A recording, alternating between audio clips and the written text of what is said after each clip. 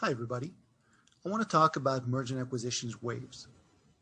What are those waves? So those waves are basically an historic analysis of the cycles and the cycle patterns that are happening in markets. And we're basically looking mostly on the US market, but this is also a global phenomenon. In most of those merger waves, we were talking about concepts that more and more companies in those industries understood, and that's why they started to acquire in a specific manner, and then eventually regulation kicked in. So one good example, one of the best examples, is the first merger wave around 1900, which basically understood the idea of size or scale. And those industries that are more prone to size and scale, again, like metals, mining, food, transportation, where the average cost is lower the larger the company is, those companies basically understood that they need to acquire their peers. So more and more horizontal mergers occurred in those industries. The example I give here is U.S. Steel, which became such a large entity, basically taking over the entire steel industry in the U.S. And becoming monopoly. That is, of course, not something that is in favor of the market, so regulation kicked in. But in the first merger wave, that's what most companies were striving to. The second merger wave, because it was already harder to acquire your peers, companies were more into vertical mergers. Okay, so buying more down and up the value chain. So acquiring your clients or your suppliers, and that happened around 1920 up until the crash of 1929.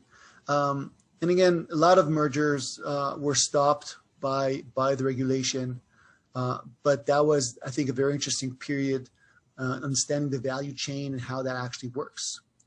The next merger wave in the 60s was more into conglomerate mergers.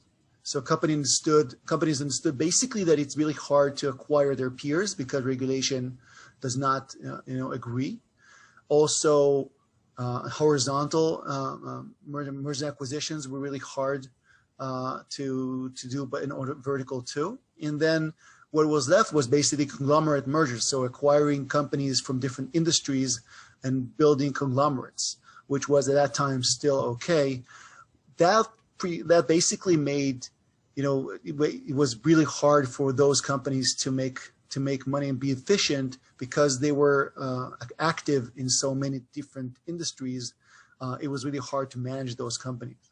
So those conglomerates basically were disseminated in the 80s, where we know all those movies, from like Pretty Woman or Wall Street, where companies were torn apart by acquirers that saw them for what they were, conglomerates that are very inefficient, and cut them into pieces and sold them to whoever they could, and made their fortune out of being making those large companies a bit more effective. So that happened in the 80s. Also, a lot of hostile takeovers were favorable at the time. A lot of companies did that because, again, those existing companies were not happy to be bought and torn apart. So that happened in the 80s. In the 90s, that stopped.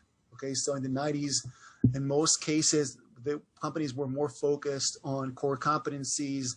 They were more focused on cooperating with the companies they were acquiring, so less hostile takeovers, more long-term business strategies, and they were really more into the long term in the 90s, and that basically happened up until the bubble burst. So also a lot of high-tech companies acquiring other companies in the late 1900s up until the 2000s.